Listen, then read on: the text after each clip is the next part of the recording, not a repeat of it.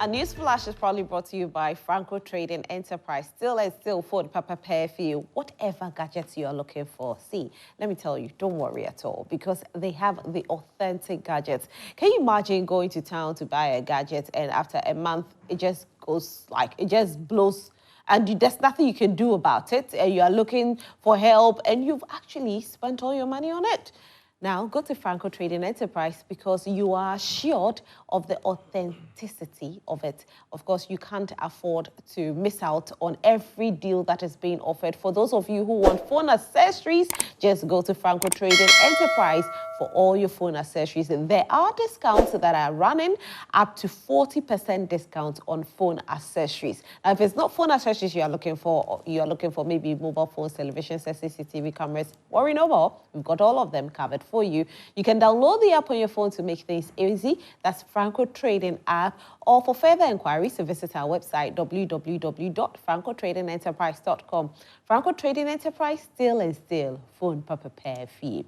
Now, this festive season, I want to tell you that if you're traveling to Kumasi, then there's only one place that you have to lodge at. It's the Lancaster Kumasi City. My goodness, I've lodged there before, and I must say, it is superb. 5-star papa. The ambience, oh my God, when you enter the place, even the smell of the place gives you that comfort, that sense that I don't want to leave again. The rooms are so beautiful. The food tastes so good. And this Christmas, if you are a company, so you want to organize like a company trip or, you're a family and you want to have a getaway, this is the right place to be. Just come to Lancaster Kumasi City, enjoy the ambience, enjoy the scene, enjoy everything, enjoy the food. The bed comes with breakfast, so enjoy everything that we give to you. It's a great experience. We offer experience. We offer luxury. We offer everything that you ever dreamt of, and it will happen in real life. So just come there. We give you the pool. You have access to the pool. When you book a room, you have access to the gym as well. And our pool, of course, you can see an ultra-modern pool. Very, very beautiful place. So we can't wait to host you this festive season at the Kumasi Lancaster City. Let's all be there in Kumasi and enjoy the space. Definitely, when New Year comes, you definitely tell me that I enjoy my Christmas because I went to Kumasi, Lancaster Kumasi City. Now, another thing that I want to tell you, for those of you who are top Choco lovers and those of you who haven't tasted top Choco before, what are you waiting for? Let me ask you, what are you waiting for? Who are you waiting for? Who do you want to come and tell you to eat top Choco? No, say I home because top Choco is the best on the market. Now, guess what? They are offering you something good this festive season. We want you to go ahead and create a recipe with our 3-in-1 or our chocolate, spread. Have you seen the chocolate spread? Let me show you how the chocolate spread is. So this is how the top chocolate spread is. This is it. So you can get this, okay, and create a recipe out of this. We know you are creative and you can do it. Or you create it out of our 3-in-1. Now, when you do that, record yourself creating it and send it to us. The way you send it to is Top Choco GH. Top Choco GH. Send it to us. We'll analyze it. And you get to win some good prizes this festive season when you do this. Now, see what's in the box? Yes. And if you're looking at getting a goodie box for your loved one this festive season, just make sure you contact us and we will serve you. Everything in the box is real. It's live and colored. I have everything right here in front of me. There's a mag in there. There's paper tissue. There's chocolate spread. There's a 3-in-1. There's the dark chocolate. I mean, everything you're looking for, we have it. Spread the joy with Top Choco. Let's make this festive season a fun-filled one. Now, don't forget that 2 winners will be chosen weekly, and you could be one of the lucky winners. So let's create the recipe together. Now, I told you over the weekend, so many things happened, but one thing that topped it all is a recollection exercise that took place at the EC office. I'll tell you more about that, but let me introduce my guest who is currently here with me and he's representing the CPP. He's actually the General Secretary for the CPP, Kwame Nkrumah Boatio. Good morning. Good morning. How are you? Fine, thank you. I see you started your white Christmas early. Yes. Looking very good today. Thank you. I have to. I like Christmas. Me too. Yes. So this Christmas, what are you doing? Well, we have a lot of family parties. We nice. actually had one. Started yesterday. Oh, okay. Yes, and it's back to back. Fortunately, we thank God for a peaceful election. Yeah. Otherwise, we would have had to shelve all these parties. Yes. I'll ask you more about your take on the elections. I know you've spoken a bit about it, but I still want to know.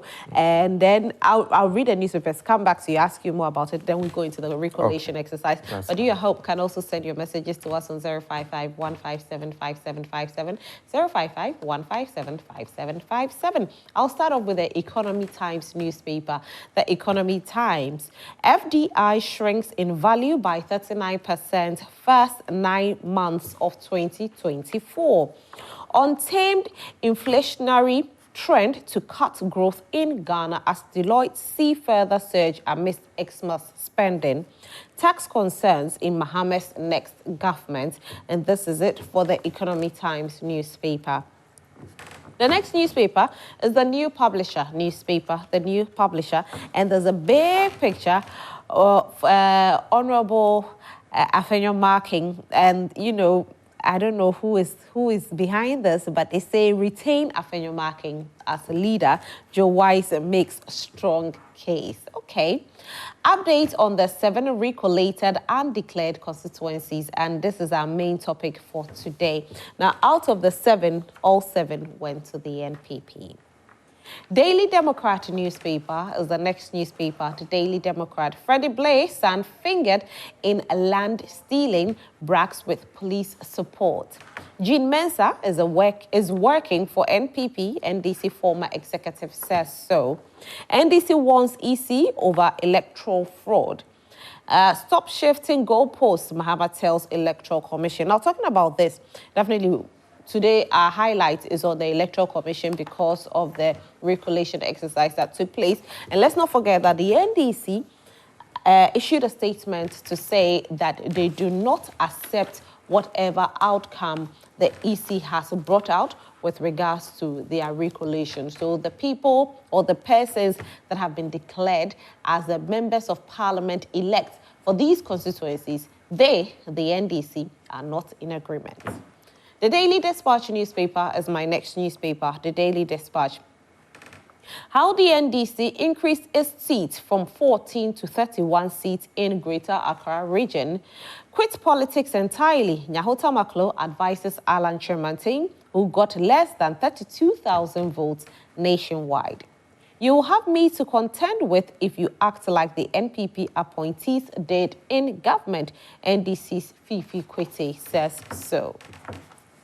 And the final newspaper is the Meridian newspaper, the Meridian. Akufo-Addo does not own any property in the UK, so there's a clarification on that. Ekuapem Mampong gets new Gonja chief and Queen Mother, congratulations to them.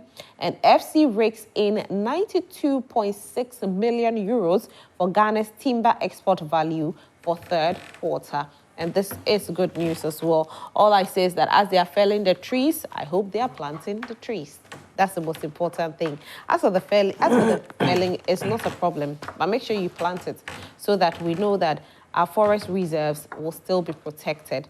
And for those of you who also feel that the forest reserves have been bought or been sold, definitely we'll see what will be done about it, because our forest reserves are very, very important to us.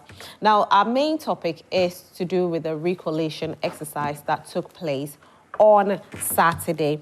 And 7 places, actually, 7 constituencies were recollated. It was supposed to be 9, 2 are on hold, and so 7 were done. Now, I'll just give you a brief on the 7.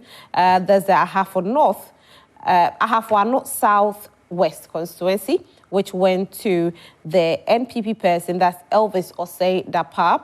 For Ahafo North constituency, it went to Nana Ajiman Prempe, another NPP person. Tema Central constituency went to Charles Forsing, NPP. Isawom Edwejuri constituency went to Frank Anodompre, another NPP person. Okaikwe Central constituency went to Patrick Boama, NPP. Techiman South constituency went to Martin Ej Mensah Kosa, NPP. And for the rest, they are still in contention. That's the other two that I mentioned. They are still in contention as to who will get it and who will not get it. And Obuasi East constituency went to Patrick Boachi Yadom, another NPP person. So the other two that are in contention, we are waiting to hear. The reason why they are still in contention is because they still haven't been able to provide hard copies of their pink sheet. And so EC says they are going to take a look into it and see what can be done about it. And I think one of them is what's his name? Where Honorable Michael Quay's son is. You know sometimes you forget. So what's the name? Dome Kwabenya. Yes, Dome Kwabenya still on hold, so they still haven't been able to recollate Dome Kwabenya. But let me ask you, Kwame Nkrumah. Yes.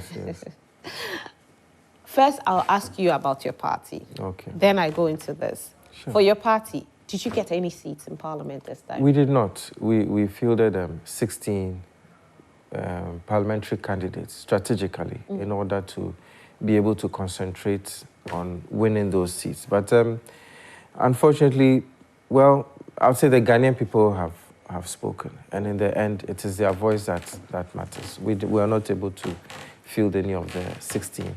But looking at the fact that our results compared to 2020 jumped by at least 93.4%, as against NDC's 2.9% and NPP's drop of 41.9%.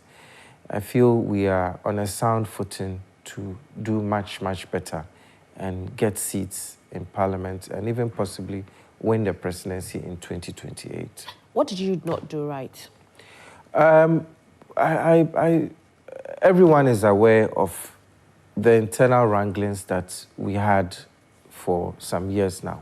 And thanks to our founding members and our Council of Elders, led by now Professor Edmond Dele and our current chairperson, Wing Commander Patrick Sobojo, Professor Nino Idona, Mr. J.B. Daniels, Mr. Azuri, Mr. Chris Zega, and Madam Salifu Dagati, and Felix Samoa and many others were able to finally unite in May this year and elect our presidential candidate in August. So you can say those internal wranglings led to financial problems. You know, when these things happen, getting the necessary funds for the election is not that easy. And being a party that had been banned from 1966 to the year 2000, whereas NPP and NDC have been active since 1992, we cannot be on the same financial footing. You can see the number of billboards that the big parties had nationwide. Yeah. We, with our limited finances, our biggest billboard was at Nima. We didn't have that many billboards. So I would say the problem was financial, but you also have to take into consideration that we elected our candidates in August, and from August to December, we were able to jump from 12,200 in 2020 to 23,976 or thereabouts, without even the 9 constituencies. If you add the 9 disputed constituencies, it's likely we'll go past the 24,000 mark, meaning we'll have a more than 100% increase. So our problem was financial, brought on by the internal wranglings, which are normal for a party that has been banned for so long. It seems... But you still had some seats back then, even though you had been banned. When you came back, you were still getting about 2-3 seats. Yes. And now 0. Yes, that is true. That is true. We had Dr. Papa Kwesi Ndum, and the Kumbungu seat too was a seat that had been ours for a long time. But some of these internal wranglings started from just after we had those seats. We've had a series of court actions. In 2020, we had or just before around 2019, we had our executives removed by a court action and subsequent terms of settlement. After that, we've had a series of terms of settlement. So these internal wranglings also contributed to that. And in a party that is so passionate about the progress of the Ghanaian people and is not out to make money for itself, these internal wranglings are bound to happen. You know, such a party filled with such passionate people with the interests of the country at heart will, of course, want to make sure everything is done right. But if you are in a party where you are just in to make money, everything runs smoothly because we are all just going to do business as usual. But fortunately, we are now on a sound footing. Our results have shown that we are on our way to victory in 2028. Okay. We have our fingers crossed for the CPP because there are so many people who have been calling on the CPP. And the unfortunate thing is that the third force coming in, everybody was hoping it would be the CPP, but then a new party has come in and it's quite worrying, isn't it, for the CPP? The new force beat you to it. The new force had, I think, about 84,000 votes. If you compare it to the resources that they sunk into this election, I mean, it is nothing close to what, or CPP's resources and campaign is nothing close to that. So if you're going to look at the seed sown by the CPP as against its fruits and the seed sown by the new force as against its fruits, I wouldn't say the new force is a third force. Because look at even 2020. I've forgotten exactly how much Ghana Union Movement, but I think they passed the 100,000 mark. Okay. The new force was not able to get even 85,000. I don't think that they are a third force per se. I don't think they are a third force. All right, so CPP says in 2028, they are going to come in bigger and better. Solomon Assante, representing the NPP. He just joined us. Hi, Solomon. Hi, Rosalind. How are you? Yes. Good morning. How is everything, though? Managing. I hope you're doing well. I'm fine, thank you. I'm fine, thank you. How are you taking the whole thing? I've missed you too. I have. How are you taking the whole thing? You know, the turnaround where there's a new government coming in? Oh, it's something that we've been experiencing. Okay. All right. When you're going for a battle, it's two things. Either you win or you lose. Is that all it? Yeah. Fine. And we got what we had. And I thank God that it wasn't like we were beaten. Right. But it's like a protest vote within the party. I hope you understand me. If you look at the figures, I mean, you don't need the suits here to tell you that NDC didn't beat the NPP. Our people decided that, look, this time, this is what we're going to do. We're going to repeat what we did in 2008. Okay. And that is exactly what we had. Okay. So it's up to us to go back and do the needful. All right. Right. Okay, so that's what the NPP is saying. And now let's go into our main topic, which happens to be the Recollection exercise that took place over the weekend, where 7 constituencies were recollated. And out of the 7 constituencies that were recollated, NPP emerged victorious in all 7. The NDC has actually issued a statement saying that they do not accept the results that have come from the EC. Now, when we take it back to the time where we went to vote. And after the voting, there were some constituencies that violence took place. Some of the EC members who actually declared the seat said that they were coerced to declare it. A certain statement came out from one person, hence the EC person, that's the main person for the EC, that's Madam Jean Mensah, came out to say that they were not going to accept those results, hence they went to court, and court granted them the permission to recollate.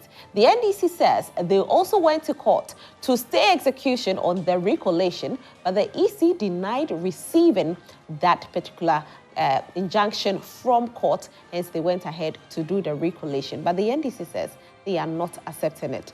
Now, let me ask you, Kwame Nkrumah, this whole back and forth recollation exercise, some lawyers have come out to say that it is not a lawful act that happened, because what the law says is that once the presiding, what's his name? The presiding officer, the returning officer declares that this person is the MP-elect for that place, nothing can be done about it. You can only contend it in court. But the EC went to court and went ahead to overturn it and recollate it.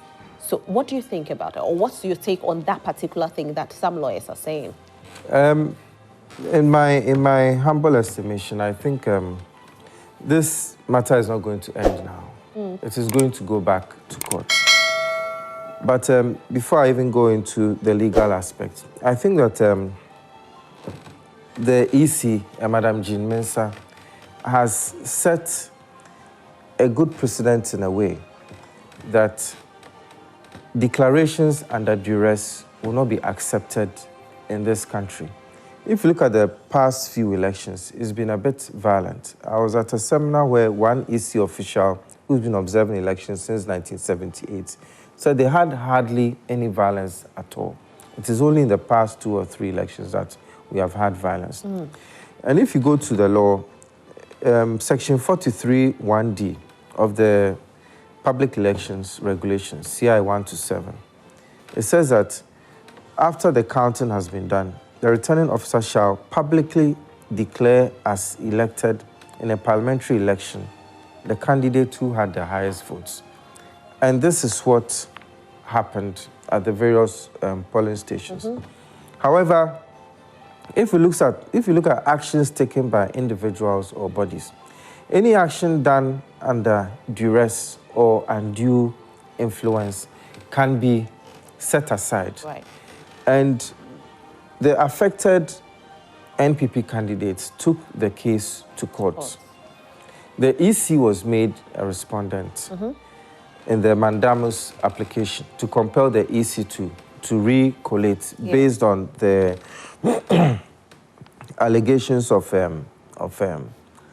duress.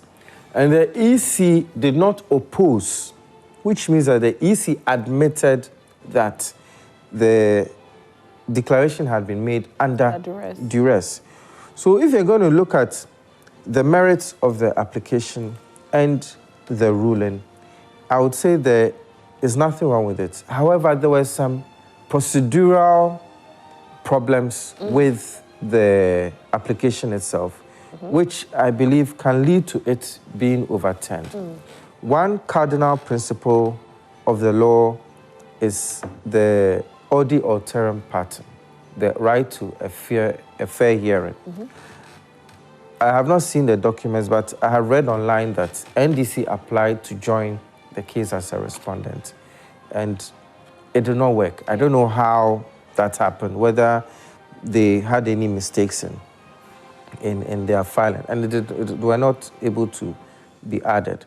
And also, the motion was filed on December 17th and heard on December 20th. When you file a mandamus application, the respondent has 7 days within which to respond. And but there are times that, looking at the form of the motion, the court can abridge time or hear it earlier than the arranged time. I do not know whether that was done. So, on the merits of the application and the ruling given, I agree with the court and the EC. However, procedurally, if you are looking at how NDC was not able to be joined as a respondent and the fact that it was heard in 3 days rather than 7 days, I feel that the petition filed by the NDC at the Supreme Court, in the end, there's a high likelihood of success, because the right to a fair hearing is a very cardinal principle that you cannot really wriggle your way out of. So I think that the NPP, in filing the application, did the right thing. The EC, not opposing, did the right thing. But they should have looked at the timelines and should have even added the NDC as respondents. So as much as the ruling is right, I foresee it being overturned. That's really? I foresee it being overturned, yes. Oh, wow. Yes. Solomon, the NPP, you have won all 7 seats. So far. Recollated. Yes, that has been recollated, sorry. Yes, please. Yeah, and people feel there's a bit of bias in there. People feel that there's abuse of the court system. People feel that, you know, things are being done in favor of the NPP, even with what Kwame Nkrumah said. there should have been the NDC there. They should have been given the opportunity to also be witnesses and state their case. The NDC says that they even filed a stay of execution, but the EC claimed they never got a stay of it. For the NPP, what do you think about it? What do you think about what people are saying? Well, I always keep saying that, opinions are like, somebody will say, noses, and some do smell. Yeah, so that is how I see it. I mean, it's everybody's opinion, what you feel like. But as he said, the application, what is, everything. But one thing that we should not forget is, this electoral process, especially with parliamentary elections, they got to the right forum, I mean, the High Court, I mean, the NPP. If you want to sort of go ahead to a higher step, it is not a Supreme Court. You have to go to the Court of Appeal. But where did the NDC go? Do you also detect a flaw in that? How we get it? Yeah, they have a case, they feel like we should do, but where they went, they should have gone to the Court of Appeal. The Supreme Court is there for presidential elections per Article 63, 4 going. And when it comes to the 97s coming, that's where you hear the Constitution telling us that every election matter related to parliamentary should be sent to the Court of Appeal, High Court. And if you want to move a step further, that is, if you are dissatisfied with whatever, that you want to move a step further, just go to the Court of Appeal. So to me, I see it as they going to the wrong forum. So I don't see what he's saying that it may or it stand a chance of being, but if you even gone to the wrong forum, I understand. And then, but haven't we seen the NPP do the same? When the NPP, there was that, issue in Parliament where certain seats were declared vacant. The NPP went to the Supreme Court. They did not go to the High Court. Where people said that they should have started from there, but they went straight to the interpretation. I hope you are talking about Article 97. But they should have started. No. You see, the law is so clear. If you are, and you are mistaken to say the NPP, you could have said the majority is the Afenyo market. That's the NPP. No. You see, it's Afenyo market. If you check the rate, it's Afenyo market. It's not NPP. NPP is not part of the parties that went to that court. Now, if, per Article 31, if you are going to a court on any infraction related to human rights, your point of call or the right forum is the High Court. That is, if you go in, you are a beneficiary of whatever it is that you are sending. You have to go there. Now, when I stretch my finger and I hit Kwame Nkrumah here, and he thinks I have infringed on his human rights, I'm making it so practical, he has access to the right forum is the High Court. Now, when I do same, and he is not going to court, but you, thinking that this attitude on public set like this is not tolerable, and that you think you want to go, you are going to seek for interpretation of that which you are not a beneficiary, but for a public good. That one, your right forum is the Supreme Court. That is what happened. Something happened to some four MPs, out of by which the speaker made some pronouncement or gave some order. Okay. The Afenyo market, who is not part of the four, who wasn't affected, he is not a beneficiary. That thing didn't affect him. He chose to go to court. He going to court, the right forum for him to go is the Supreme Court and not the High Court. I hope you understand. Those are the distinctions. Let me tell you, our people in the NDC, wherever, the lawyers, they know. But he went to court for the 3, not 4 or 4. Well, for the MPs who were wrongfully taken out of I think it was for all the 4. No. It wasn't for the 4. No. Well, for the MPs for 3. who were, that's sort of, I hope you understand. So that is the distinction. That is where we have to note clearly. So I tell you, whatever the NDC says, they have learned lawyers, people who know. But it's a matter of political points. So you try to shield the law angle and then try to do the political. That is all. But Kwame Nkrumah is saying that it could be overturned. That is why I told you. And I even asked him now that with what I've said that the forum was wrong, will he still stand on that position that it stands likely to be taken? Because they went to the wrong forum. And if you go to the wrong forum, what do you have to give him?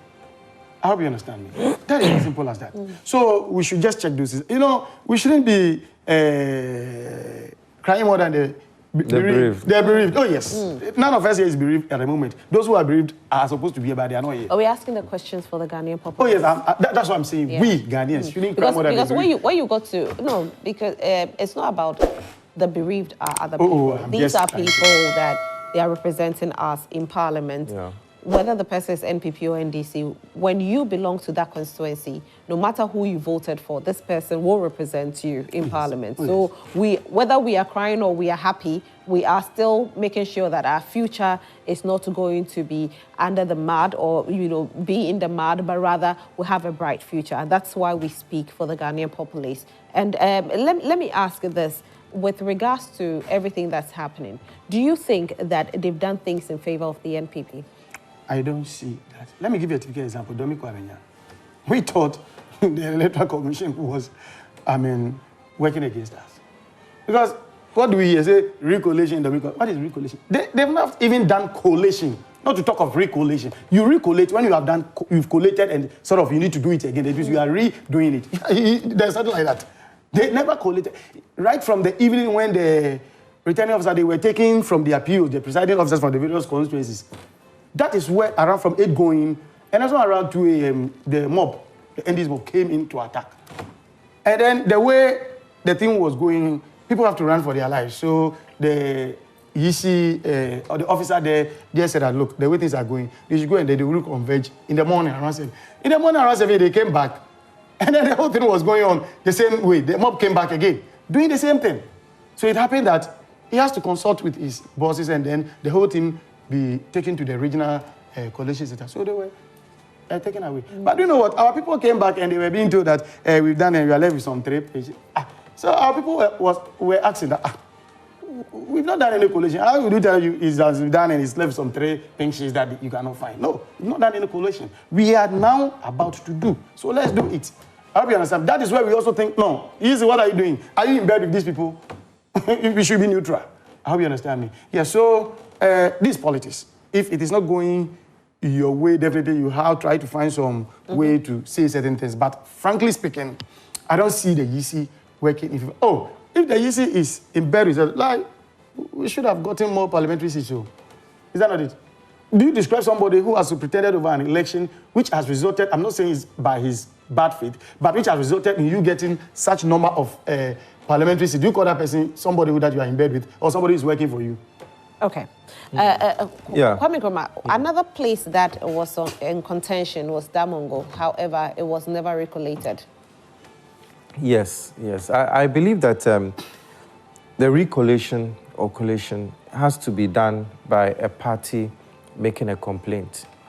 If you look at the mandamus application, it was filed by the NPP on behalf of a number of parliamentary candidates.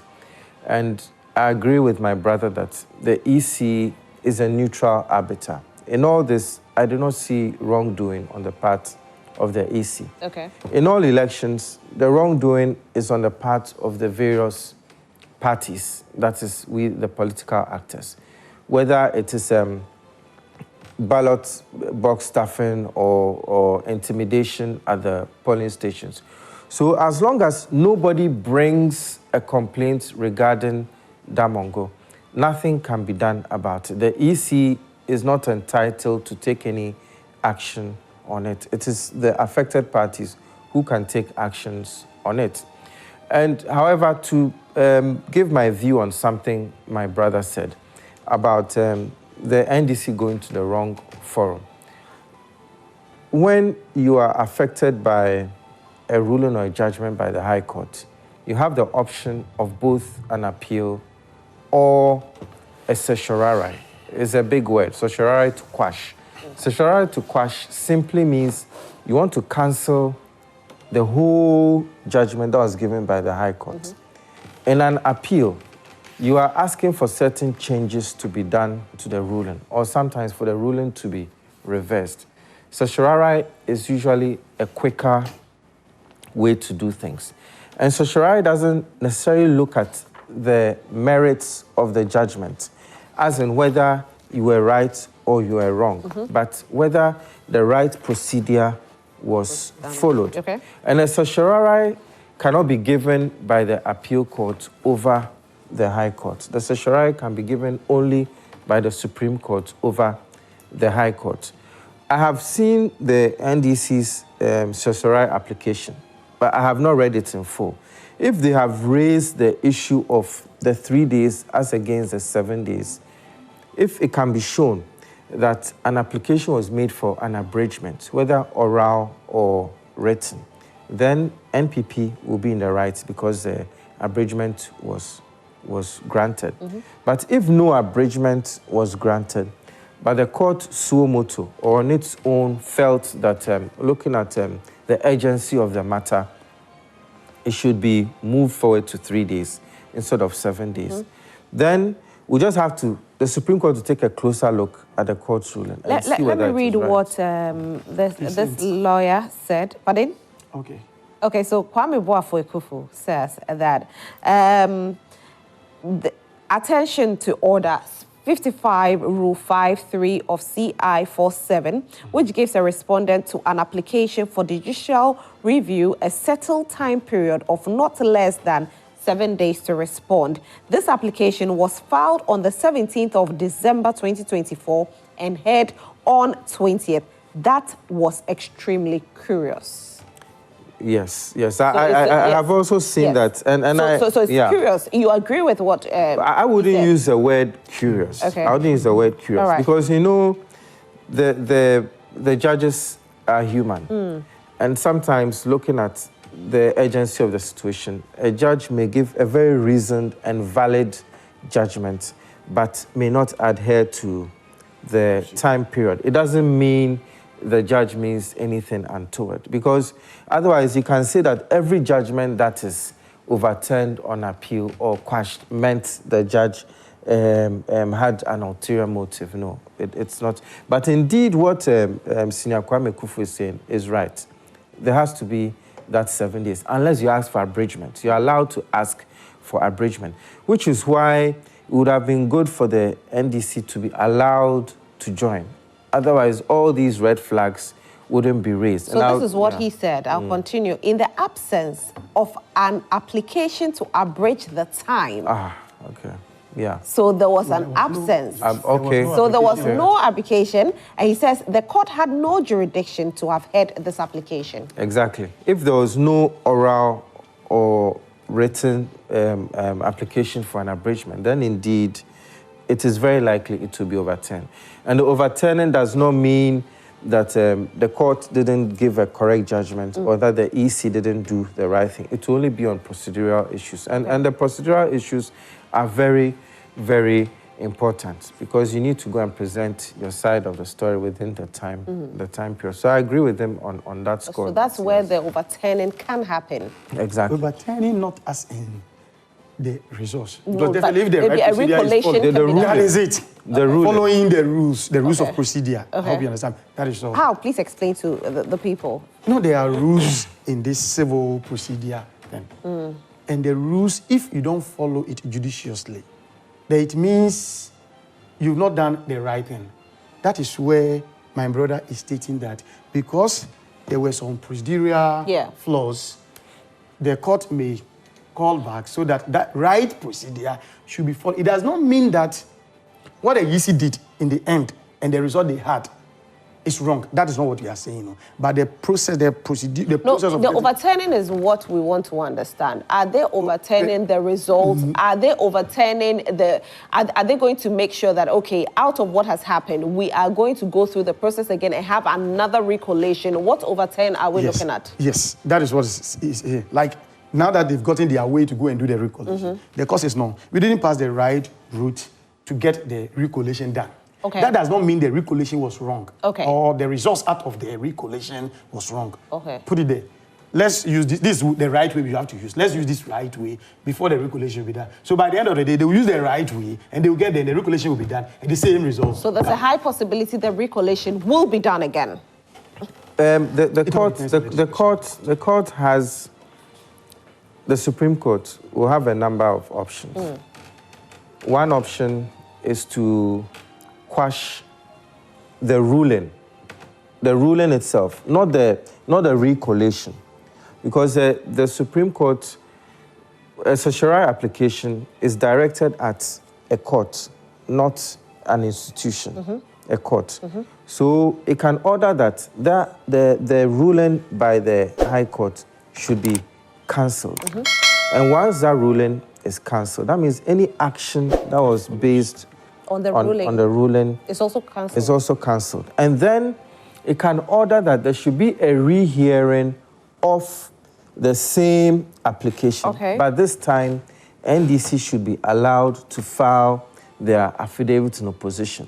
Okay. So which means the court has to look at it all over again and invite evidence from the EC. Even though the EC did not oppose, the court can now invite evidence from the EC and from the NPP and from the NDC to show whether there was indeed intimidation or not, which would justify the recollection. And in sending the case back for rehearing, it can either go before the same High Court judge or it can be put before a different judge. But the Supreme Court also has the option to say that looking at the surrounding circumstances, even though NPP, NDC was not allowed to be a respondent, they can also say, I'm not prejudging the issue. Possibility. I'm just, for the sake of public education, they can say that looking at the circumstances, adding the NDC would make no difference to the end result. So the court also has the option of refusing to have it reheard. So the notion of audio term pattern or right to a fair hearing is not a blanket thing. They'll look at the conduct of the respondent. But over here, we can see that the NDC apparently tried to join. So they were not indolent or they didn't go to sleep. So in that sense, that third remedy of waiving the right to a fair hearing will not hold. But just for the sake of public education, the right to a fair hearing is not blanket. If they look at you as a respondent, if you had sat on your rights and just acted anyhow. So those are the options. Those are the options now. Wow. So today we are using Senior Kwame Ekufu. Yes. So he said something here. He said, it's my understanding that an EC officer spoke to Duress as the basis for making a declaration in favor of a candidate. The side in whose favor the declaration was made deny this factual allegation.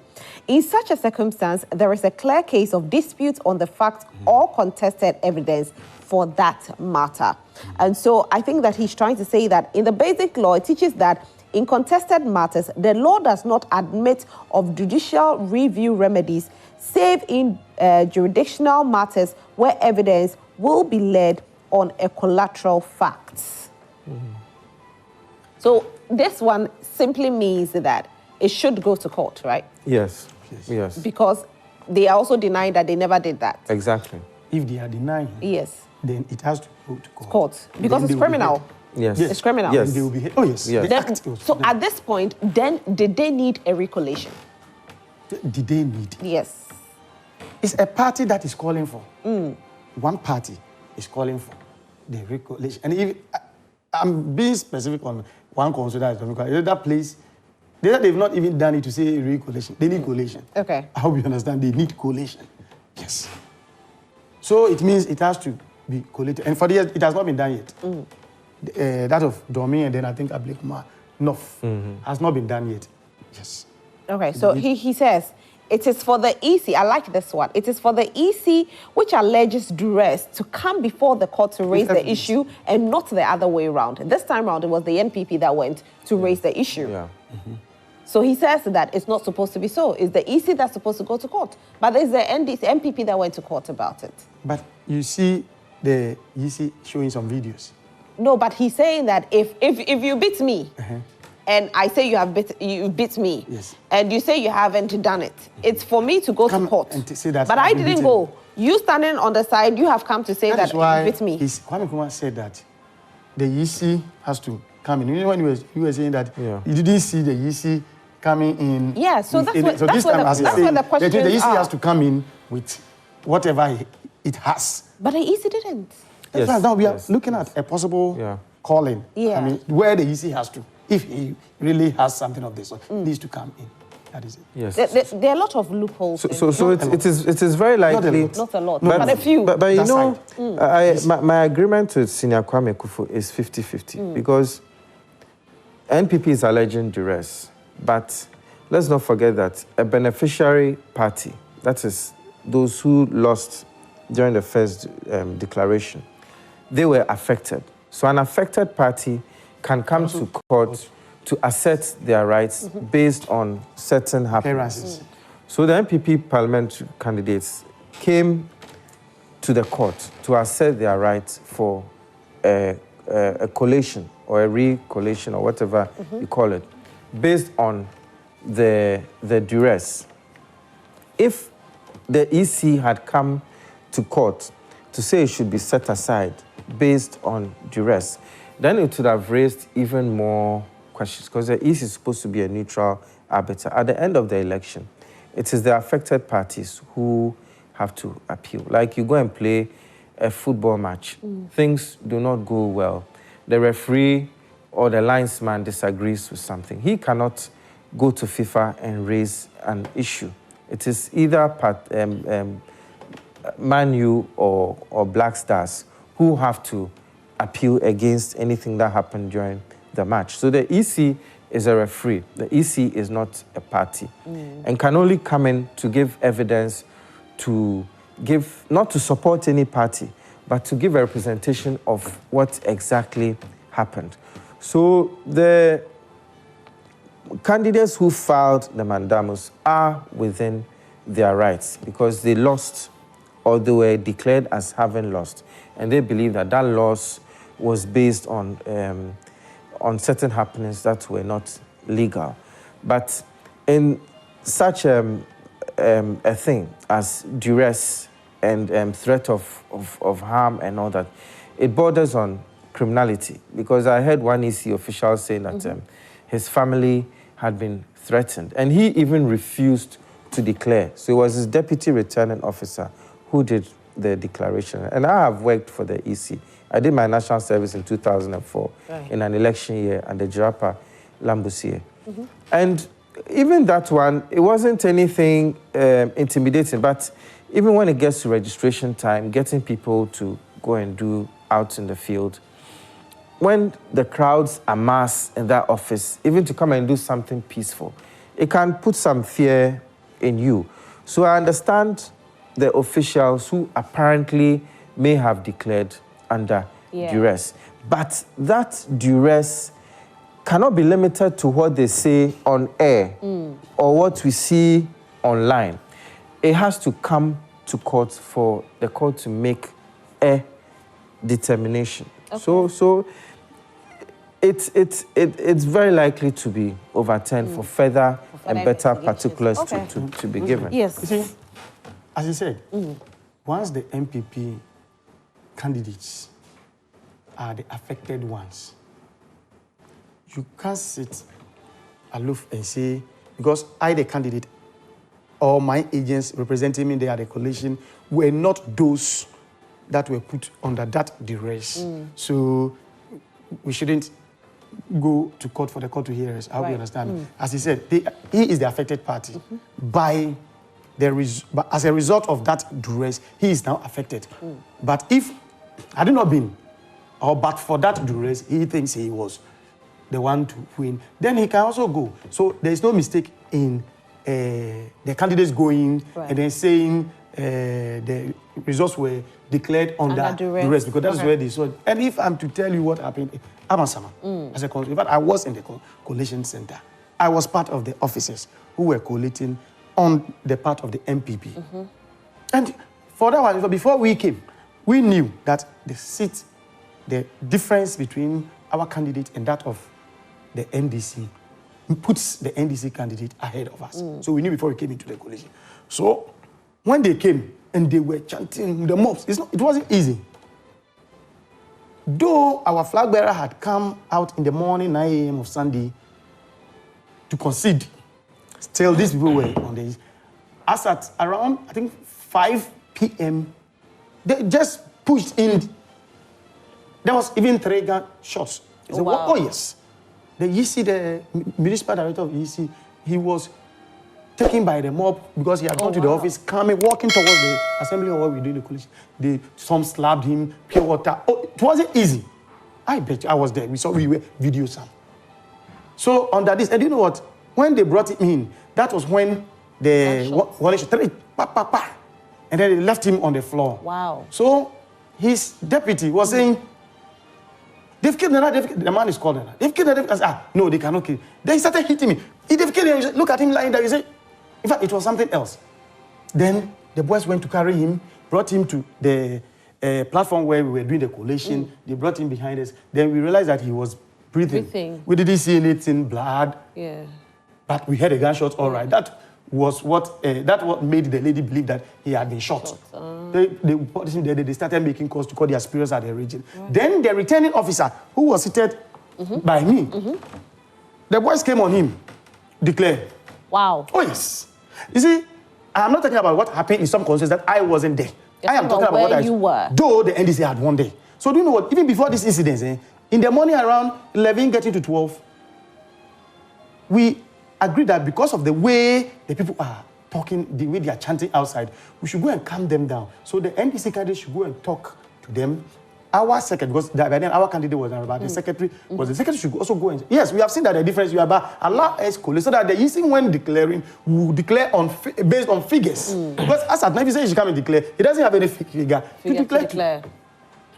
Then there was a little camp. Then later after that incident, that is where the shooting and the man was brought there. And then when the man under duress was told, look, declare, they pushing him.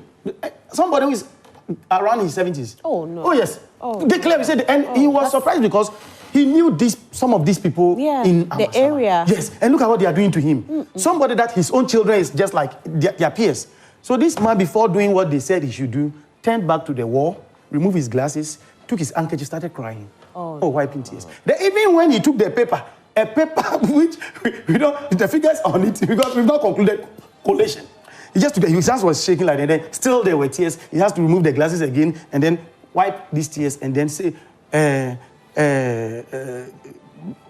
what he said, in fact, you cannot even... The returning officer for Okaikwe, was it Okaikwe North?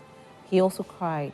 He really cried. He said he has worked for about 30 years at the office, and he has never seen such... The man cried. It was so sad. An incident before. Yeah. I even had pictures of him crying. And then when he finished mentioning whatever figures that he has that he mentioned, then he was leaving. And I said, oh, Governor, because this is the summary sheet. We have not done any entry. We've not even entered on the summary sheet. No party agent had signed anything. He just said it and then just walked. I said, you have left, you have to do. He said, no, my life is at stake. Yeah. That's what he said, my life is at stake. Yeah. Then he just walked out through the back door. Elections. Anyway, let's go on WhatsApp and see some of the messages that have come in. And then after that, I'll have more questions for my guest.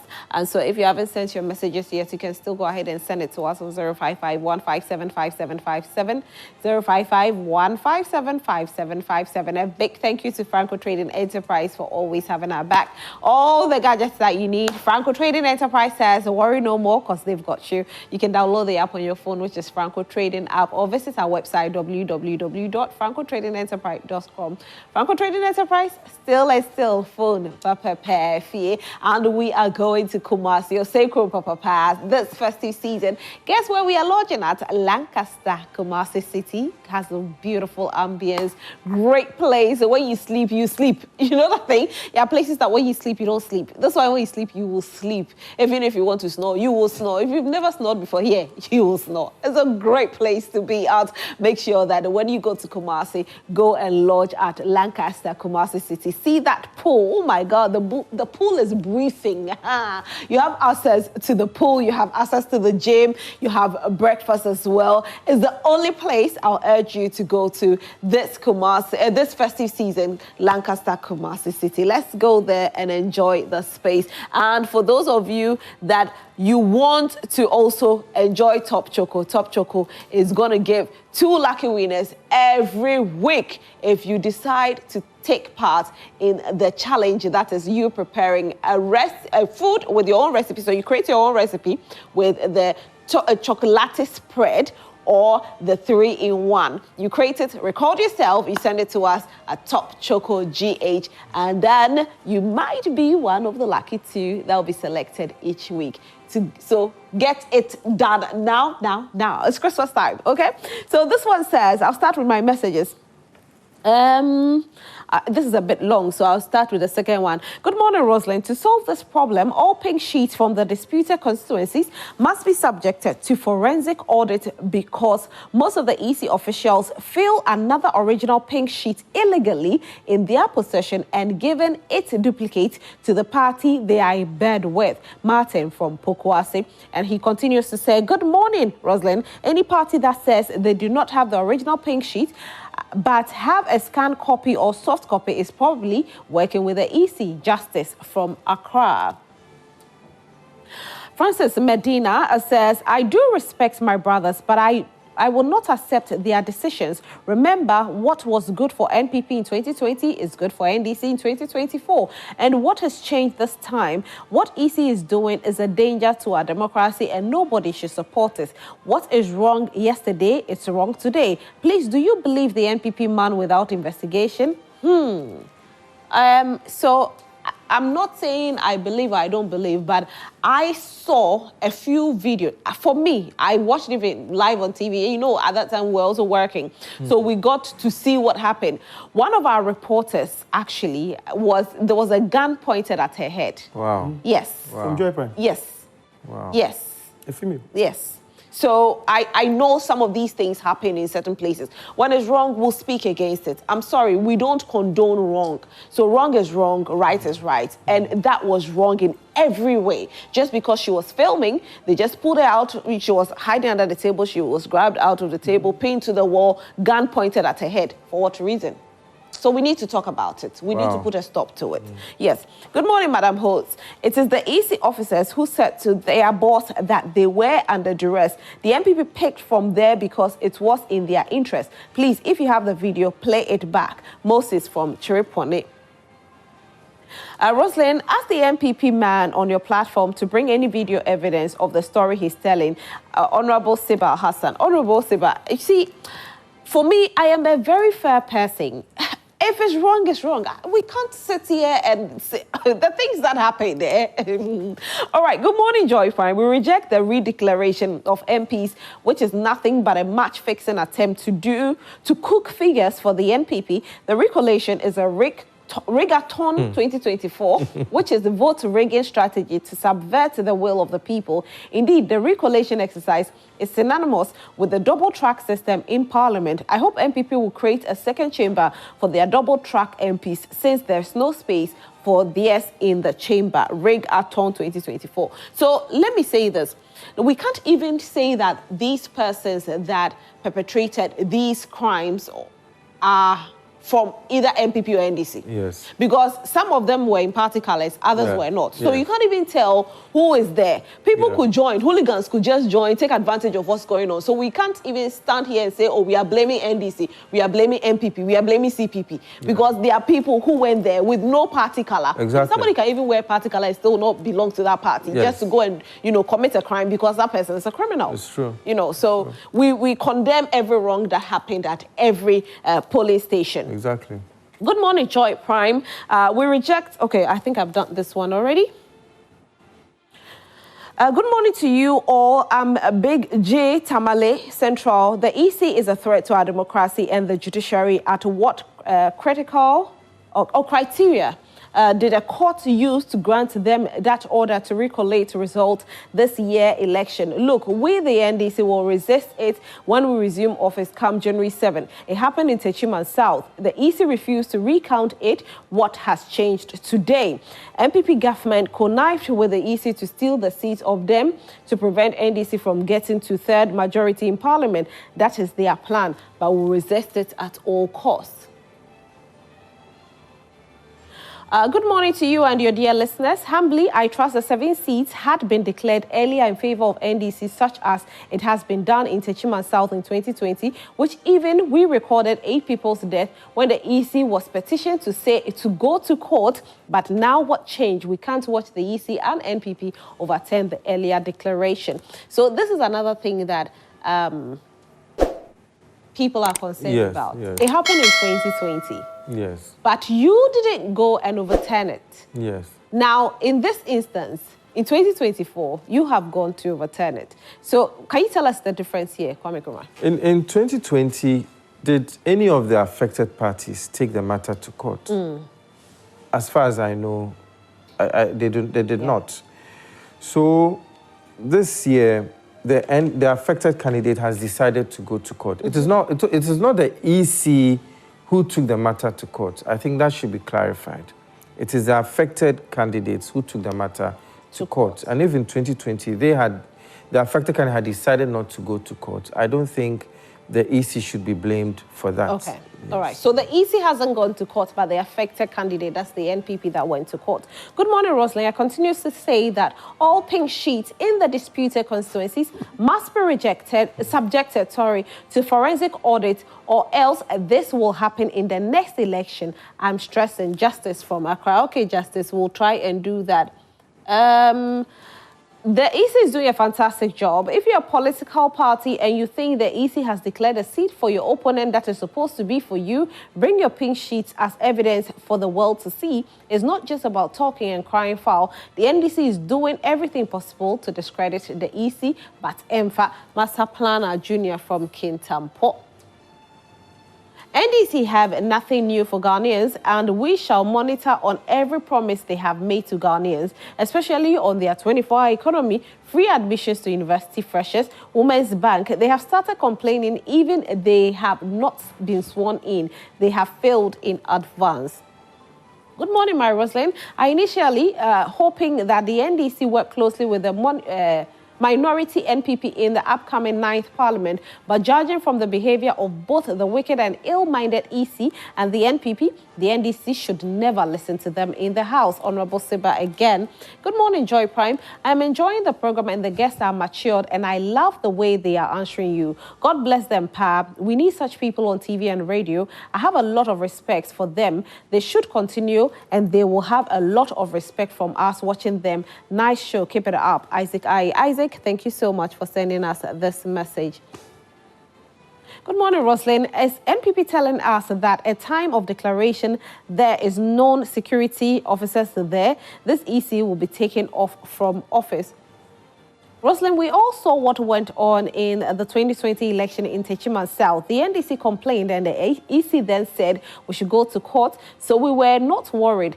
We shall all meet on the 6th of January and see who will be sworn in as a parliamentarian, period. Mowat from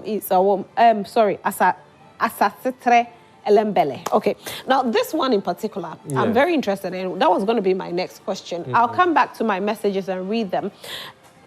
So what's going to happen with the swearing in on the 6th? Since the 7th. No, for the parliamentarians, the 6th. Yes, yes. Since there's contention, there's still contention. The NDC has rejected it. And, you know, like you said, they could go back to court and it could be overturned. Will it be done within this period before the 6th? Or these members will be sworn in and then now they have to go back to court again? How is it going to happen? Solomon, I'll start with you. Rosalind, everything we're doing now is guided by law, the law. If by the time there's no court stopping or preventing or holding on, instructing that ordering that they hold on to those, what the EC that the Recollection have done, they'll definitely be sworn in on the 6th, as you said. Okay. I hope you understand. Yes. Unless something contrary happens within the period. Other than that, there's nothing stopping them because the EC has recollated and he has declared, and the people have been so they be gazetted. In fact, after they have filled their summary, there's this rate that EC have to fill for these declared candidates. Those rates will be sent for gazette, and then and that's it. But can the courts decide that even though NDC has filed, they can still go ahead and there could be delay till they are sworn in? Is that possible? So what's going to happen is that unless, as part of the relief sought by the NDC at the Supreme Court, I hear they've also filed for a stay of execution of the collation. But that will not stop the swearing in. But if... But the EC said they never received it. Yes, they said they never received it. But if you're going to talk about the swearing in, it's a whole different matter from the collation. If the NDC or any affected party is able to secure a stay of execution of the swearing in of the affected parliamentarians, then they will not be sworn in. That is one scenario. And if between now and the 6th of January, which is about 2 weeks or so, if there's a court case which is able to declare in one person's favor or the other, and in the absence of a stay of execution, then whoever is declared will be sworn in. So as it stands now, the 7 NPP parliamentarians will have to be sworn in on the 6th of January unless the NDC is able to secure a stay of execution of their swearing in, or is able to file an action and have time abridged and have a declaration or a recounting or collation, whatever it is, in favor of their candidate. And even in that regard, if the tables turn and these same seats are given back to the original, even if one is given back to the original, the NPP still has the option of also appealing and applying for a stay of execution. But the stay of execution is not granted automatically.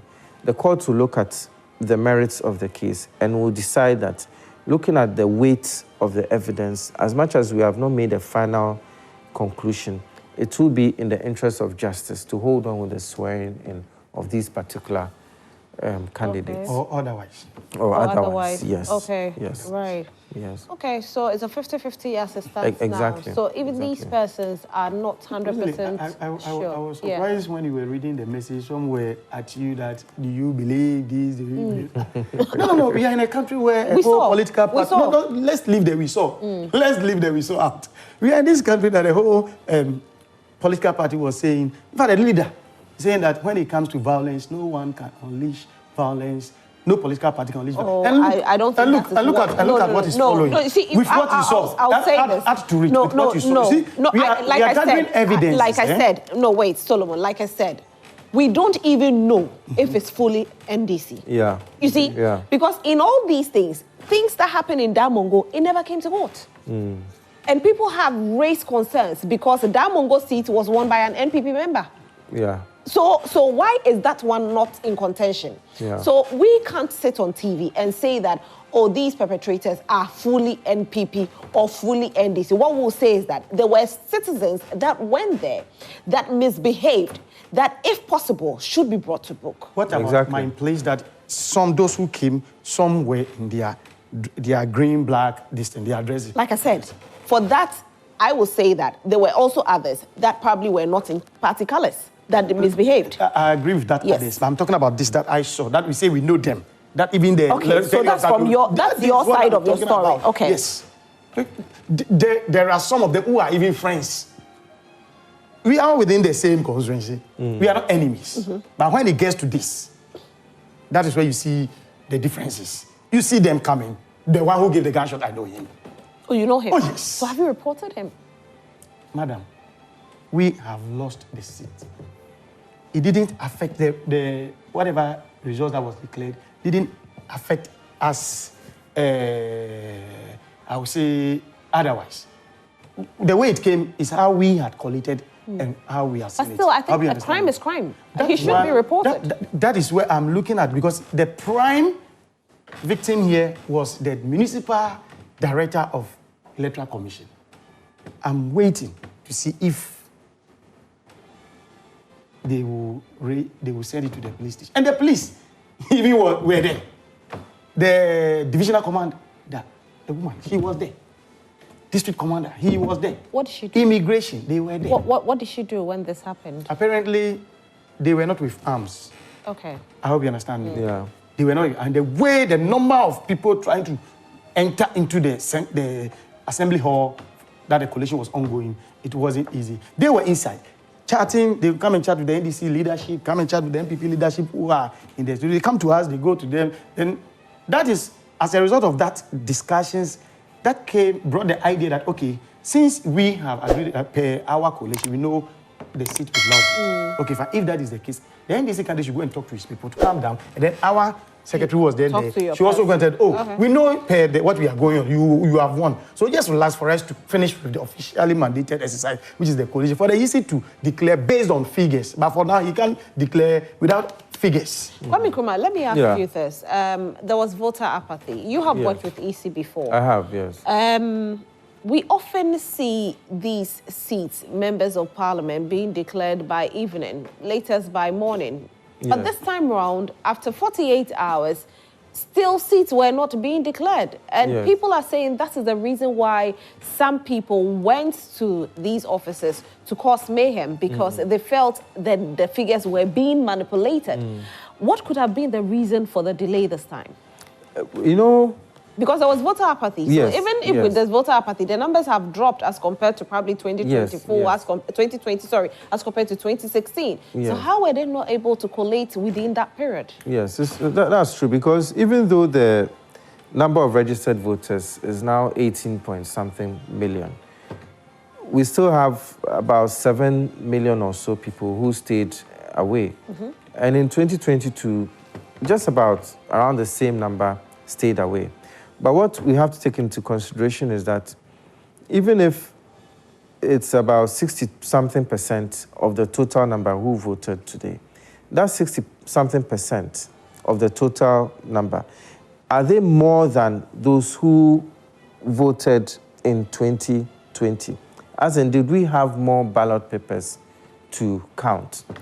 Number one. And number two, the atmosphere under which the counting was done, was it conducive to a fast counting of the ballots, or were there interjections from the numbers people? that we are seeing, the numbers were down. So the counting should have been a bit quicker as compared to even 2016. However, in 2016, the declarations by evening, there were so many seats that had been declared. By morning, almost 80% were declared. But this time around, it was just about 40% that were declared by evening. So this is where the issue was. This is where some party members or foot soldiers felt numbers were being manipulated. Yes, I can understand where they are coming from. But, you know, in 2020, we had more than one set of results being declared for the presidential.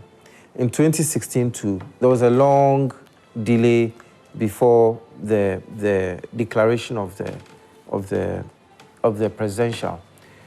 I believe that even though that should not affect the parliamentary, because the presidential, if not for the concession by His Excellency Dr. Mahmoud Bawumia, it's possible that there would have still been counting going on.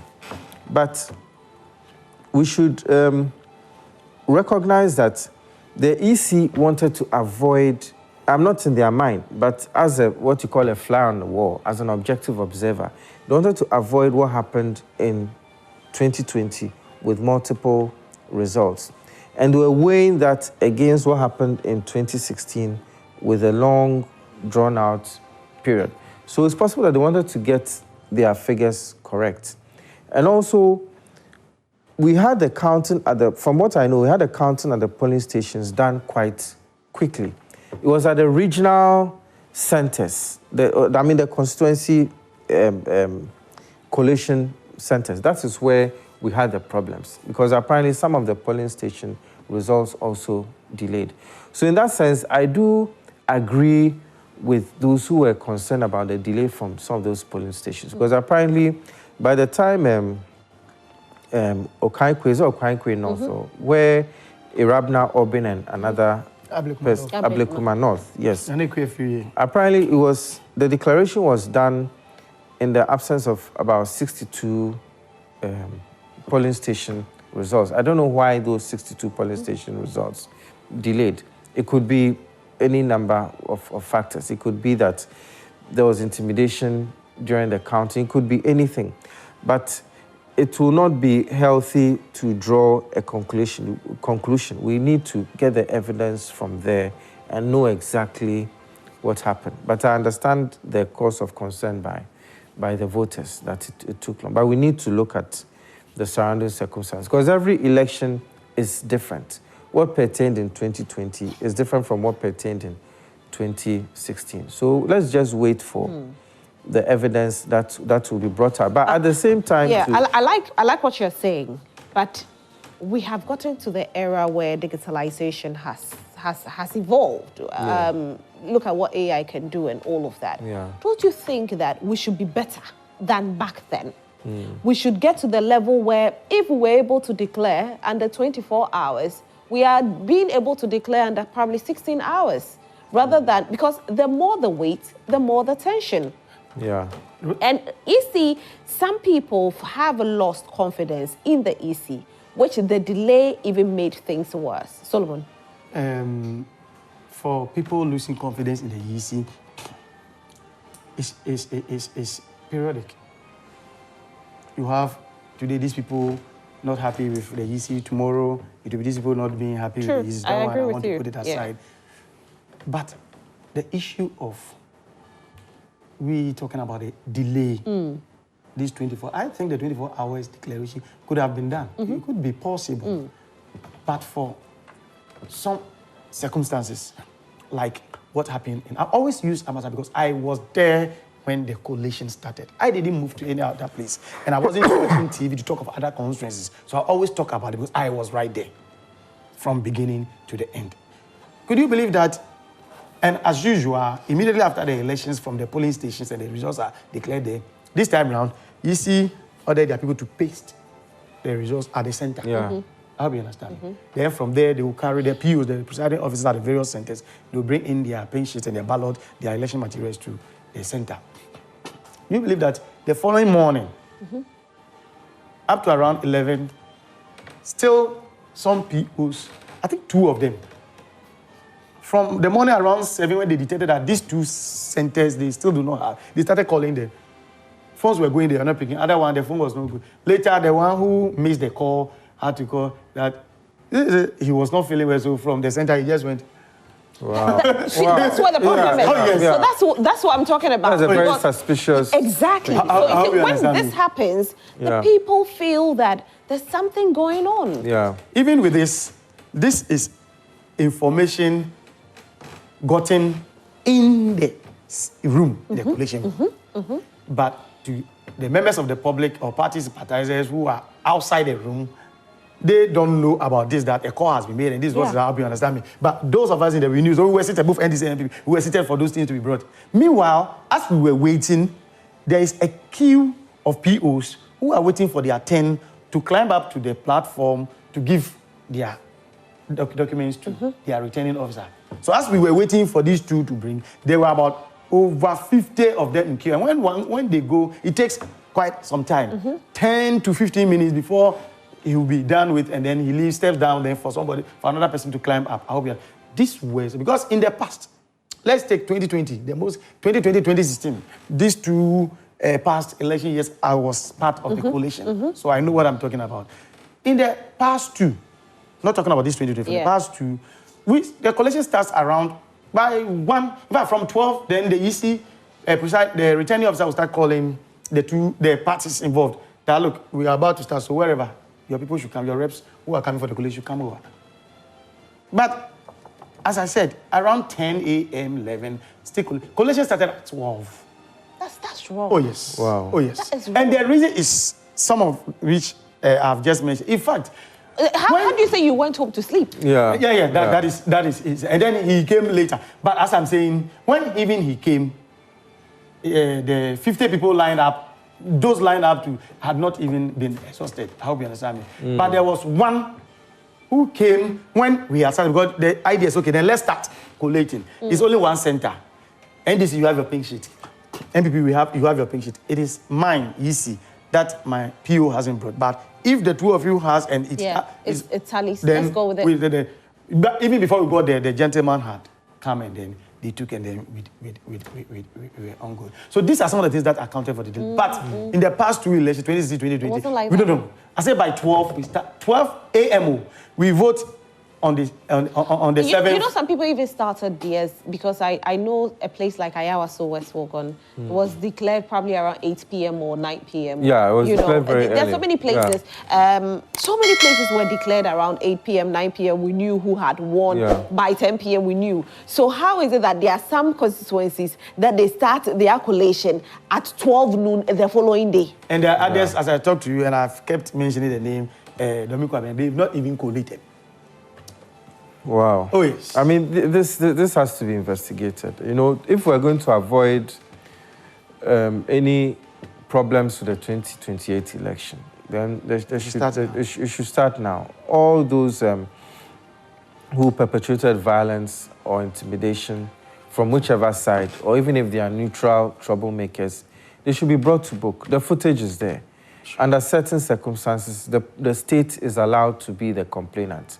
You don't always have to rely on the presiding officer who had a gun pointed at or the journalist. The state is allowed to be a complainant. And these things should be looked into. And whoever also went home to go and sleep some and journalists were beating, some were slapped. Yeah, these things. Yes. I mean, there should be investigation and prosecution and adequate punishment. Oh, yes. If we are going to avoid this. I side with you. This is what I've been saying. That look, if we leave them just like that means we have sanctioned it. Yeah. It will come the next time. So that's what I'm saying. That somebody like the gentleman that you know, if it's possible. I say the GC. I'm just watching. Yeah, to see if he will go ahead and report. Because what that we did was that Sunday after that so-called declaration around between 5 and 6, we immediately took him in a car to a facility, a health facility, and they gave him some drips. So we even left him there. Yeah. I'm waiting that at least for some time they will make that official lodge that complaint. I'm waiting for that. And I want to believe that the next time I come here, perhaps I should have some information from their angle to present to the public. I really want to know what can be done to prevent all these from happening. I think the EC failed at a point, and it led to all these things. If the EC had done the work with the speed of light, what they promised us, we wouldn't have gotten to where we are today. We wouldn't have seen the people display the kind of violence that was displayed at that time. Because from even what Solomon is saying, if collation started at 12 noon, then the people were asking, are you changing figures? And you know how false information can fly. Yeah. Somebody picks up a phone and says, they haven't started, they are changing the figures. Boom. Let's gather there. Let's go make sure that they don't change the figures to make sure they declare. I get because when we were leaving, where we were, NDC was leading. We don't want a situation whereby what happened in Techiman will happen again. So we want to make sure they declare before Techiman happens again. Yeah. So what can be done to prevent this? I think, as you said, the EC may have faltered in their work at those places. I wouldn't. Of course, they were the ones in charge of the election. And I would say that, broadly speaking, it has been a successful election. But in those few pockets where the presiding officers or returning officers were found wanting, then they should be investigated. They should be investigated. And if anything untoward is found, then legal action should be taken against them. Because I realize there's a trend in the country that when it comes to election, it seems all decorum is thrown out the window. You know, I mean, there have even been a few times where you can say whatever you want. When it comes to election time, you can insult whoever you want, but everybody takes it that, oh, it is political speech. There should be nothing like political speech and ordinary speech. So these people should be investigated, and not just them. Everybody who played a part in throwing decorum and integrity and ethics and morality and legality out of the window during this election period should be brought to book. And if investigated and found to have fallen foul of the law should take its course. Yeah. That is the way that we'll have a clean election in 2028. So nobody should be left out. Everybody. Some of these wrong acts will not leave out the fact that some electoral commission officers were put on the flame. Ablikmanov. You put on the flame. Flame.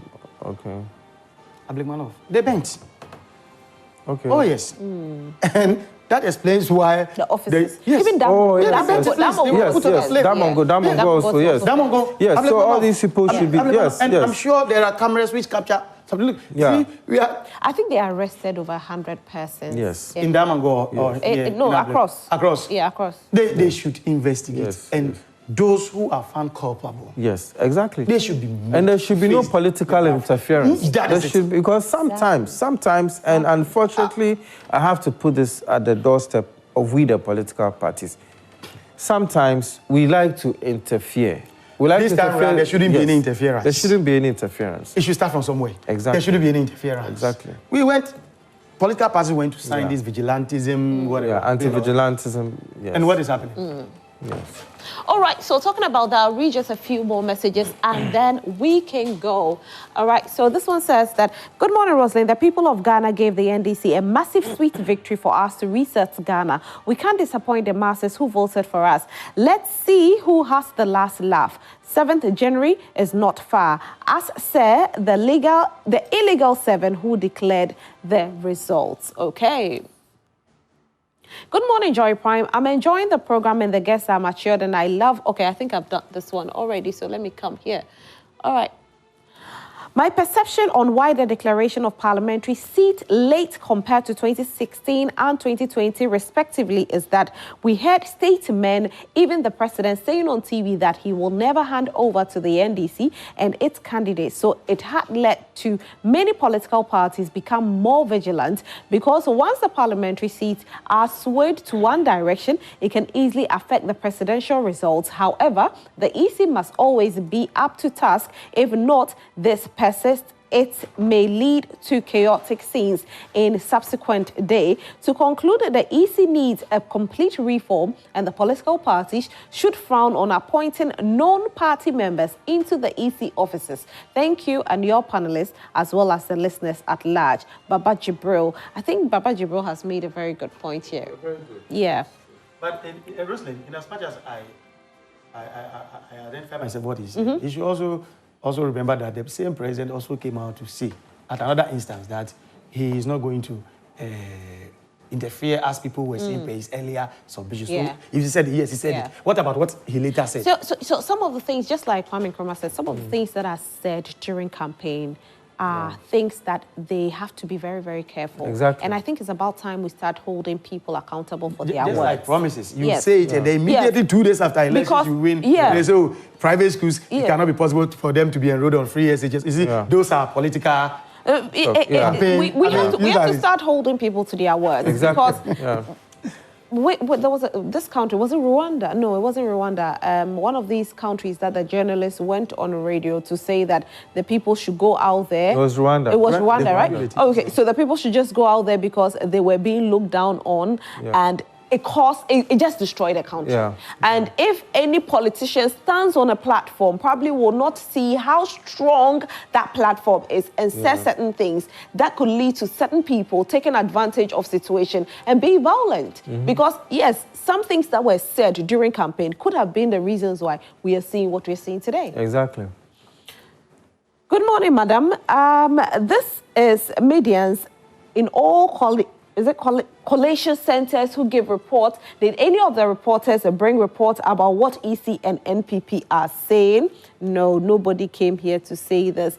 All right, good morning, Rosalind. Can a declared result under so-called duress change a collated figure, for example, 120 to 26 or 2,000? Justice from Accra. Good morning, Rosalind. Two things happened in this election. One, the EC wasted time in order to see the trend of results so as to manipulate. And secondly, the NDC was extra super vigilant. And remember, Brian Champon said they, the NPP, have 1,000 ways to win the elections. Francis from Accra. So these are some of the things we are talking about, you know.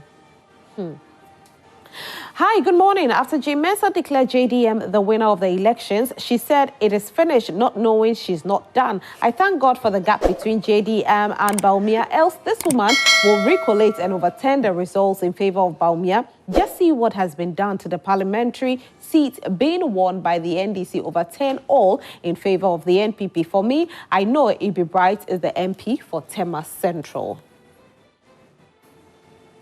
Good morning. Please, let's be honest to viewers with the comments we made on media platform Abdul Mateen Kumbugu constituency. Adu, we are being very honest, and you know that.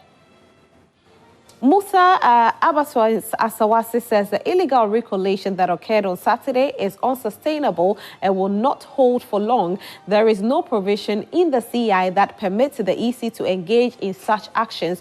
This cantata-style declaration is bound to be overturned in due course. The rules of engagement are clear. Once a declaration is made, any aggrieved party must seek redress through the court, not by conducting a recollection. The EC have exhibited enough bad faith and bias towards NDC. The future is pregnant. Keep up the good work, Rosalind. Thank you very much. All right, so let me see if I have...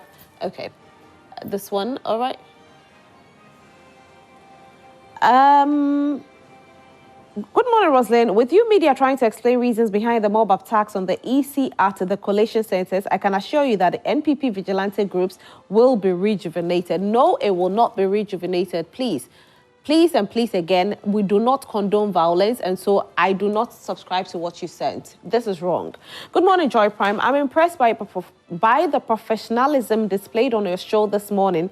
It's a refreshing change from the confrontational approach often seen on other media platforms. As a media outlet, you have a critical role in shaping public discourse. Keep up the excellent work. Ernest Gakpe from Mafi Kumasi Volta region. All right, thank you so much, Ernest. All right, so these are all the messages that I'm going to read, and I come back to my guest. A big thank you to Franco Trading Enterprise for always having our back. Franco Trading Enterprise still phone Papa Perfie. Top Choco is giving 2 lucky winners weekly some gifts, great gifts. If you want to be a part of it, just create a recipe from the Top Choco Chocolate Spread or the 3-in-1. Now record yourself and send it to us on Top Choco GH. When you send it to us, we will definitely be selecting the lucky ones, and you could be a part of the lucky ones. And if you're going to Kumasi, let's go to Lancaster Kumasi City and the lodge there. Very beautiful place, a beautiful ambience.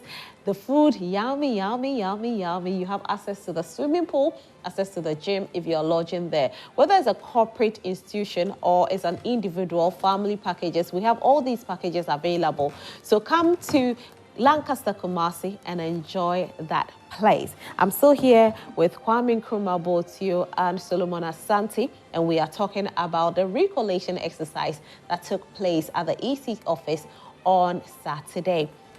Now, the military and the police were on standby, and the NDC refused to show up. But during collation or recollection, there should be all political parties available, isn't so? Yeah, exactly. Okay. So in this instance, what's going to happen? Because the NDC wasn't present. From the media reports, in one instance, the NDC side was late, and they went ahead without the NDC side. In that sense, I would say that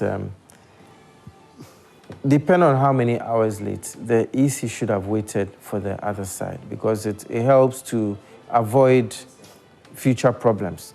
If they were given a time, maybe 8, of course, it should be there by 7:55, 7:45. But if for circumstances beyond their control, they ran a bit late and called them to wait, they should have waited. I don't know the circumstances.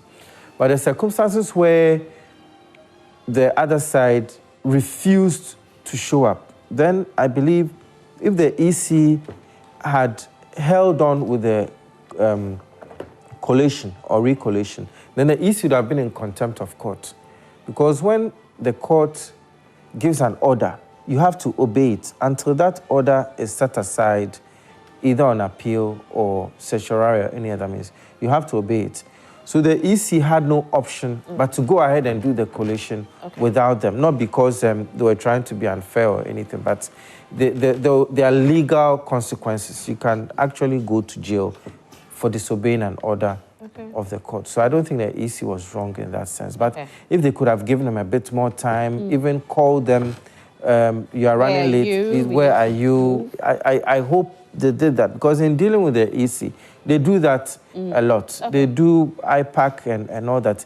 They give us a long rope. From my experience, the EC is always very cooperative. They are always very cooperative. Where they can accommodate, they accommodate.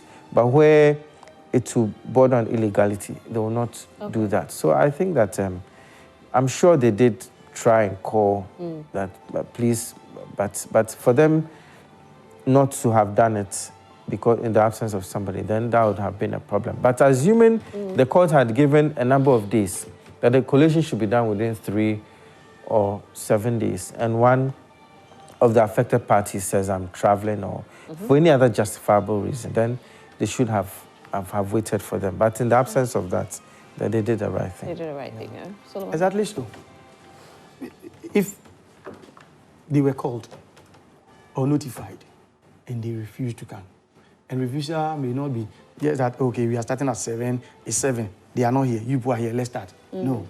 Definitely, you see have the contacts of this, they will be called. We are waiting. So, based on the responses that we receive from the other end, we tell whether these people are coming or are not coming. And if they are not coming, the fact that the regulation 43 of the CI 127 says the two sides should get representative not more than 2 for the coalition, despite that fact, once a party is not prepared to be present, EC can still go ahead and do its work. And EC did the right thing, like you Exactly. That is, as I said, if the NDC gave enough or showed enough to prove that they are not prepared to be there, that is. But at this point, we all know that the seats are still in contention. Exactly, The seats are in contention. These 7 seats that have been... Contention in which court? The NDC said they are going back to court. They said, have they? Yes. So No, I've seen a... I have not, that's what I'm asking. Okay, Which I saw online a certiorari application filed in the Supreme Court. Yes. Fad, you've seen the application, you've seen the stamped application. I've not cited it. When you finish, I'll share with me. I've not seen it. Yeah, so it's still in contention. So if it's still in contention, then what it means is that although the recollation has happened, there's a possibility these people will be sworn in. There's a possibility they won't be sworn in. We have discussed this earlier. Yes. Saying so it depends on what the court. That's why I said possibility. So as of now, nobody can jubilate yet. And anything could happen. It could be anybody's game. They could be sworn in and they could not be sworn in. Yes. But all we need is peace. Exactly. This is the most important thing. We need peace. Yes. And people are calling for the head of the EC. Do you agree with them? No, I do not agree. From time immemorial. John said it was called severally. Charlotte said it was called, and that of James. But Charlotte was removed. But she was removed for... they were having some procurement internal issues and not election-related issues. Yes. You see, that is a different game altogether. It's not an easy job. I don't think. It's not that I don't easy. think it should be removed. No, I don't. You are thinking, but I'm saying that it's not done so easily as they are saying it. You know where it is coming from. It's not easily done as they are saying it. As he said, Charlotte's one was on a different platform altogether. Not until the NPP came to power. Yes, and even that one I disagree. Would he have even known that there were some issues in there? That is so probably. That is probably. And even with her removal, I disagreed with Charlotte's says removal because it wasn't even related to an election issue. It had to do with procurement issues. And these are things that could have been resolved, I mean, in other ways. I procurement honestly, breaches, do they have something like Well, if you are the head of something and you do, there's an infraction in your operations, you need to be removed. You have to look into that before you disagree or agree. Yes. But I But he's saying that although the person should... But you know, if it has to do with the law, I want to hear what he has to say. You said... I feel her removal was politically motivated. Okay. It's like give a dog a bad name and hang it. Because there's nobody at any point in time who has not fallen foul of one law or the other. In Ghana, we have so many laws, you know. So more or less, you may be insecure about somebody's role. I know the NPP did not trust Charlotte Osei, so they had to find a way to remove her. I disagree with her removal the same way I disagree with any attempts to remove Madam Jean Mensah. And we also have to be careful as a country. During Afari-Jan's time, I don't recall any such strong attempts to remove him. But whenever it seems there's a woman at the helm of affairs, we have these issues. Even with the current Chief Justice, who I believe is doing an excellent job, you always have these issues. But whenever it's a male Chief Justice, things are said, but you don't have this ganging up to try, and we should move away. We are in the era of affirmative action. We have our first female vice president. Let us back the women in their roles. What if they decide to bring another woman? If they decide to bring another woman, well, I would still disagree, because it's not about just putting a woman on the seat for the sake of a woman. It has to do with supporting the woman to succeed. You understand me? And nobody is perfect. But if there's an infraction and it can be corrected, correct it. Okay. But if the infraction is so major that the person has to be removed, yes. But I don't see any major infraction on behalf of either Charlotte Osei or Jean Mensah that warrants their removal. Okay, great. Well, in as much as I do respect the opinions of Kwame Nkrumah, I want to underscore a modifier that he used, in fact, a verb that he used, that is, I feel, you know, the law is not about what you feel. No, but he's just saying what he feels here. He's not saying the law. No, I earlier said, if, because we're talking about Charlotte Osei, the procurement, breach, and I'm saying if, and I even said that, if there is a punishment of that nature for some procurement breaches, then I don't think that one should be a subject of what one feels. I hope you understand me. Yes, because he thinks it was wrong and that he feels it shouldn't have been done that way. And I'm saying, oh, what if the breaches that was realized in the procurement that resulted in the punishment for that sort of can be that. And it should be taken away. If that is it, then what we feel will not come into reality. That is all that I want to. Right. So you see, and then you see your people were trying to see Recollection and order. The Recollection is an order by the court. They were saying why Charlotte went to do the Recollection. Charlotte didn't. Jane didn't just wake up one morning and say, "Today I'm coming to do Recollection." No, it was an order by the court. That is why she went ahead to do that. Yes. I think the only issue here is the NDC she shouldn't be seen as somebody doing something. The only issue is when the NDC said that they stayed execution, and of course the EC claimed they never received it. But the NDC says they actually delivered it and they received this thing shouldn't be news to the NDC themselves, because there have been so many instances that even Parliament, the clerk of this speaker, he said he never received whatever that was brought to him. I hope you understand me. Yes, something. There was an order for him to stay the prison when Avenio went to court. He said he claimed he never received it, so he went out. No, but that one we all know what happened. We know that one in particular, it was delivered on a day that they were not supposed to deliver it. That's what happened. He said it was on a day that they were not supposed to deliver it. That's what it was. Yes, it was on a day that they were. They delivered it the day that is not supposed to be delivered. What is the day? That is not supposed to be delivered. Because per the court, per the constitution, the days that when they are going to parliament and when they are on official, when they are on their way to parliament and they are conducting any business that is parliamentary related, you need not to. Yes, and that was when it was done. It was not on the day. It was. They don't go on Mondays.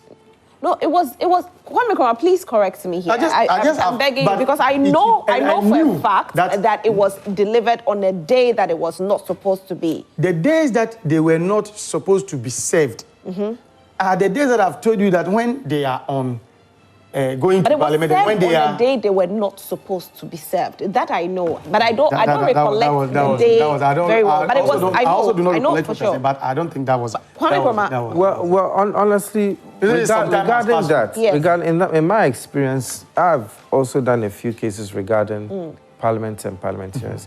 It's very difficult to serve them. I did a recent case where, in the end, we had to resort to substituted service on the wall of the MP's office. It's a very technical area, but in this sense, I believe that the service was done right regarding the Afenyo marking and the Parliament issue. It's very choppy waters in trying to navigate, but a lot of things have to fall in place. But I think that I've the just service is fine. Forgotten the exact thing, but what I'm trying to say is they served on a day that they could serve. It's not like the days that they are going on Parliament, they are going for Parliament, any business related to Parliament, that the law has stated clearly that they should not be served. They were served on a day that is not falling in any of these days. For that one, I am very aware. So it's the same thing. They said they came to serve them, and they said we didn't receive it. These are excuses that people, even if it is true that they were served, these are excuses. But in any case, the one who they're coming to serve, they have affidavit of service that they have to depose to. And they will state, even on the rate, they will state the time that it was served and who received it. That is it. So these are things as can be checked. And I have to add quickly, quickly that there's a difference between a motion for stay of execution, which is notifying you that I have filed asking the court to stay what you are doing. And there's also a difference between an order staying execution itself. And it's a gray area. However, if a court, a high court, has given you an order to do something, and a court of coordinate jurisdiction, that's an equal high court, you have gone to file to stay that order. Under certain circumstances, you who have been served the stay of execution, depending on how far gone you are in the processes, you can proceed.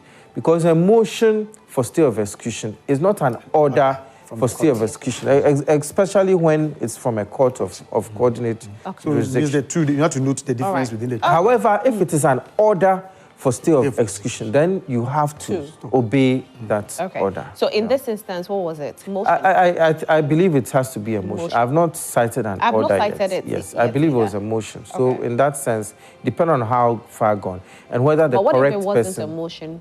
If it was an order itself, then it has to be obeyed. Then they had to stay, especially if it was served on the right person. Because if you're going to serve a document on an institution like the EC, you can't just serve it on anybody at all and feel like you have served it. You have to serve it on the right person. All right. Thank you so much, gentlemen, for being here. We are super grateful. This is all time will permit us for this segment. A big thank you to you, Kwame Nkrumah, for being here. Very grateful. He's the General Secretary for the CPP. We wish for greater things for the CPP in 2028. Seriously. Thank you. I really want to see the CPP bounce back. Thank you. I do. Especially when Kwame Nkrumah is in. Yeah. I don't know, but I really want to see the CPP come in and see if you can go back to what Kwame Nkrumah did. Yes. For that, that's my reason. Yes. And the current crop of CPP members and they are all poised for victory. We are all forging ahead in unity. And I know that we'll be successful in 2028. Fantastic. A big thank you, Solomon Asante, for being here. My friend, let me wish you a happy birthday. Please go ahead. Okay. Today is Timothy's birthday? No. I'm congratulating him for the... you know, he did a lot of well. work. Yes, he did well. He's one person that I was thinking stand out to see. Timo, congratulations. You work for it. Honorable Timothy, Atamwande, I want better. We're still waiting for him though. We miss him so much. And the victory, he's enjoying. He's enjoying the victory. I'll be meeting with him. He'll come. He's enjoying victory. So we haven't heard from him in a while, but definitely he will be here pretty shortly for us to, celebrate with him. And then I will thank our flag bearer, the current Vice President of the Republic, for that quick concession that he came to do. In fact, it helped a lot. It did. But if you look at the things that were following, even despite the fact that the man has come to concede, if you look, that if he had kept long, in maybe what we would have heard, would have. So we thank him for the peaceful atmosphere we are enjoying now. I will thank him for the decision he took, the earlier decision he took. And congratulations to the President-elect. He's an honorable man, I must say. Who is an honorable man? Dr. Mahmoud. Yes. Very honorable man. And of course, the president-elect is also an honorable man. And so we just hope that we'll see Ghana in a different way from what people complained about. And so the campaign promises, you need to adhere to your campaign promises. But one has been shut Ghana better, like you said you will. One has been shut anyway, my name is Rosie. Private schools cannot be added to the My name is Free SHS. There's never been private schools. But that was a promise. I didn't hear about that though. For that I didn't hear about it. Unless I did hear about it, but I didn't hear about it. And so once I didn't hear about it, I can't say. What I know is that they said they will make sure that the free SHS is better, which we are waiting to see that free SHS is better. For private schools being added, I don't know about it. But anyway, this all time will permit us for this particular segment.